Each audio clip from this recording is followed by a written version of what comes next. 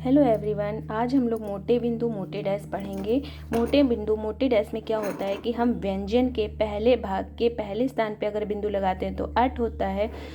उसी तरीके से दूसरे व्यंजन में दूसरे भाग के पहले भाग के दूसरे स्थान पे बिंदु लगाते हैं तो एक। इसी तरीके से ई में होता है कि अगर हम व्यंजन के पहले भाग के तीसरे स्थान पर बिंदु लगाते हैं तो एक पढ़ते हैं, और अगर हम व्यंजन के दूसरे भाग के पहले स्थान पर बिंदु लगाते हैं तो उसको पढ़ते हैं टा। और व्यंजन के दूसरे भाग के दूसरे स्थान पर अगर हम बिंदु लगाते हैं तो उसको पढ़ते हैं के। और व्यंजन के दूसरे भाग के तीसरे स्थान पर बिंदु लगाते हैं तो उसको पढ़ते हैं की। इसी तरीके से डैश में होता है कि डैश में अगर हम व्यंजन के पहले भाग के पहले स्थान पर डैश लगाते हैं तो आप। व्यंजन के पहले भाग के दूसरे स्थान पर डैश लगाते हैं तो ओ। और व्यंजन के पहले भाग के तीसरे स्थान पर अगर हम डैश लगाते हैं तो उसको पढ़ते हैं उ।